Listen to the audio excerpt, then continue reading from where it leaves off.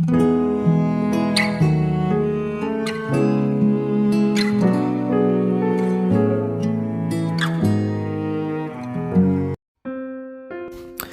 saudara yang dikasihi Tuhan Yesus, selamat malam dan salam sejahtera bagi saudara semua. Saya menyapa bagi saudara yang ada di Indonesia dari Sabang sampai Merauke, baik yang di kota maupun yang ada di desa sampai di pelosok tanah air. Dan saudara yang ada di Malaysia, di Sabah, di Sarawak, Kuala Lumpur, di Kamboja, di Singapura dan Amerika Serikat. Senang sekali kembali menjumpa saudara pada saat ini.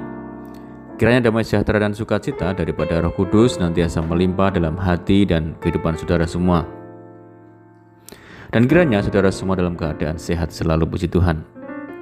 Selamat datang kembali di Pokok Anggur bersama saya Yosia Krispianto.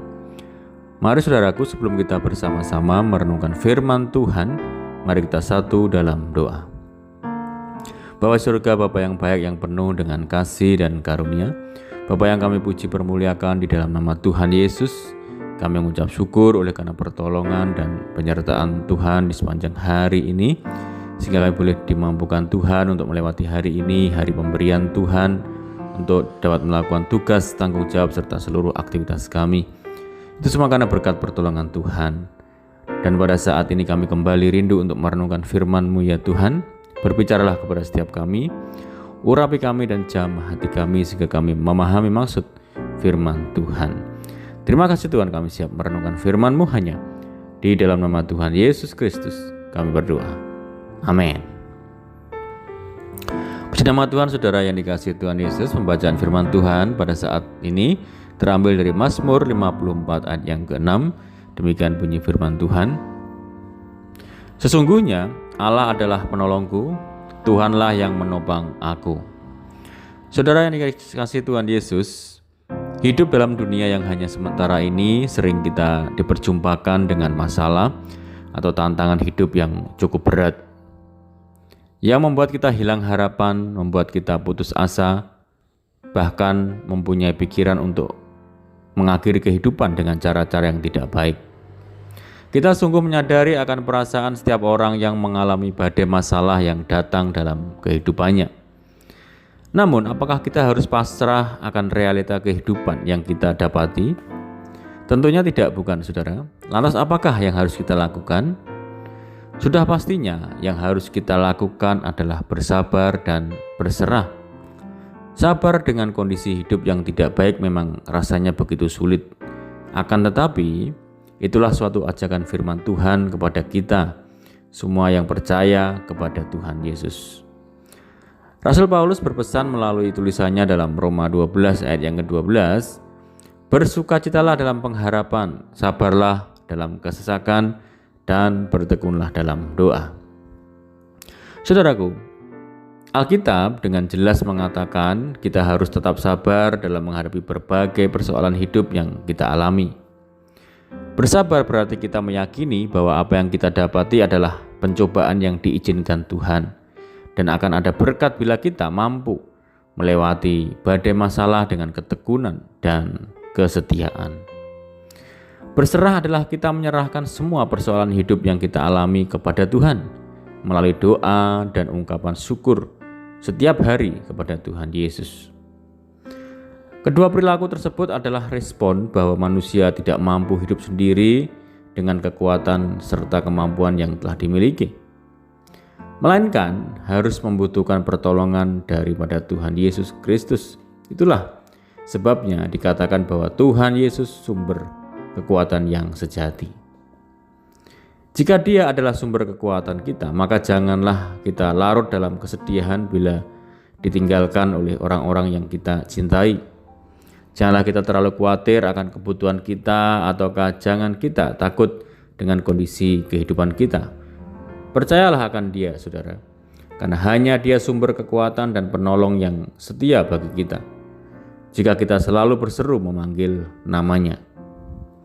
Ingatlah, jika kita mampu melewati badai masalah dengan tetap setia akan firman-Nya, maka kita akan diberikan mahkota kehidupan dari Sang Juru Selamat.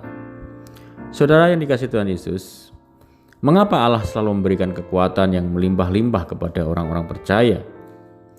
Allah selalu memberikan kekuatan yang berlimpah-limpah kepada orang Kristen karena tujuan-tujuan yang tertulis dalam 2 Korintus 4 ayat yang ke-1 sampai 15. Yaitu yang pertama adalah supaya kita sanggup memberitakan Injil. Orang-orang Kristen dipanggil untuk memberitakan Yesus Kristus. Oleh karena itu, setiap orang Kristen harus menyadari betul bahwa setiap ia ditebus, ia harus memberitakan Yesus Kristus yang telah menebus dosa-dosanya, supaya orang-orang lain yang percaya dan menerima tebusan serta hidup dalam kesucian di dalam Tuhan Yesus Kristus, sehingga mereka tidak binasa dalam penghukuman kekal. Untuk berhasil dalam memberitakan Yesus Kristus, kita sebagai orang-orang yang telah menerima penebusan itu memerlukan kekuatan daripada Allah. Kekuatan dari Allah ibarat bahan bakar yang membuat hidup yang terus ditebus menjadi aktif dalam memberitakan Yesus Kristus, baik tentang kehidupannya, kemenangannya, dan juga pengalaman penderitaannya hingga kematiannya di dunia ini. Yang kedua adalah supaya kita sanggup menanggung penderitaan. Saudara, menjalani hidup sebagai orang Kristen di dalam dunia ini tidak mudah. Terkadang kita mengalami kesukaran, aniaya, fitnahan, dan penderitaan dalam kehidupan ini. Akan tetapi, kita tidak perlu kaget atau bahkan mengeluh, karena pengalaman tersebut telah dilalui oleh Kristus dalam masa kehidupannya di dunia. Sebaliknya, biarlah segala kesukaran, aniaya, fitnahan, dan penderitaan tersebut kita jalani untuk menjadi suatu pengalaman dalam perjalanan iman kita. Sebagai orang Kristen, kita pasti mampu untuk menjalani hal terburuk sekalipun dalam kehidupan kita, karena kekuatan yang Allah berikan kepada kita. Kekuatan dari Allah dapat merubah pemahaman orang Kristen tentang penderitaan. Oleh karena itu, jangan pernah menyerah bahkan menghindar dari segala kesukaran dan penderitaan yang terjadi di dalam kehidupan kita. Dan akhirnya saudara yang dikasihi Tuhan Yesus, dengan kekuatan yang dari Allah, maka kita pasti mampu menyatakan apa yang benar, hidup aktif untuk memberitakan Kristus, dan memahami penderitaan sebagai sesuatu yang berguna untuk menarik hidup kita dekat kepada Tuhan. Amin, puji Tuhan. Mari kita berdoa. Bapa di surga, Bapa di dalam nama Tuhan Yesus, bersyukur, berterima kasih buat firman Tuhan pada saat malam hari ini ya Tuhan. Terima kasih buat kasih kebaikan Tuhan di dalam kehidupan kami, yang senantiasa memberikan kekuatan kepada kami, orang-orang yang senantiasa berharap kepada Tuhan. Ajar kami senantiasa Tuhan untuk dapat memberitakan Kristus dalam kehidupan kami, dan ajar kami senantiasa kuat, bertahan, dan menjadi pemenang-pemenang dalam menghadapi segala tantangan, penderitaan, hambatan, permasalahan yang kami alami. Sehingga saat kami boleh mengandalkan Tuhan, Tuhan senantiasa ada bagi kami, memberikan kekuatan yang sejati kepada kami. Terima kasih Tuhan, menerangkan firman-Mu dalam setiap hati kami saat ini. Ajar kami untuk melakukannya dengan penuh kesetiaan. Dan saat ini kami rindu berdoa bagi setiap saudara kami yang mendengar program ini dimanapun berada, baik di dalam negeri maupun di luar negeri, saudara-saudara kami di perantauan. Tuhan yang memberkati mereka, Tuhan teguhkan hati mereka untuk kuat di dalam Tuhan. Tuhan menjamah, menyembuhkan setiap saudara kami yang sakit di dalam nama Tuhan Yesus.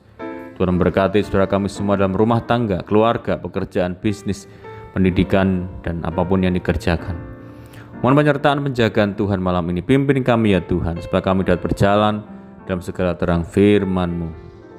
Berdoa bagi saudara kami yang terikat oleh kuasa kutuk dosa, dibebaskan, dilepaskan di dalam nama Tuhan Yesus. Tuhan berikan penghiburan bagi saudara kami yang menderita, berikan kekuatan bagi setiap kami yang lemah dan putus asa. Berdoa bagi negeri kami Indonesia, Tuhan berkati. Kota kami, desa kami, Tuhan memberkati. Terima kasih Tuhan, ini doa kami hanya di dalam nama Tuhan Yesus kami berdoa. Amin. Puji Tuhan, saudara, kita sudah mendengarkan firman Tuhan. Saya percaya saudara semua diberkati. Tetap bersuka cita dalam Tuhan, tetap mengandalkan Tuhan. Sampai jumpa di renungan berikutnya.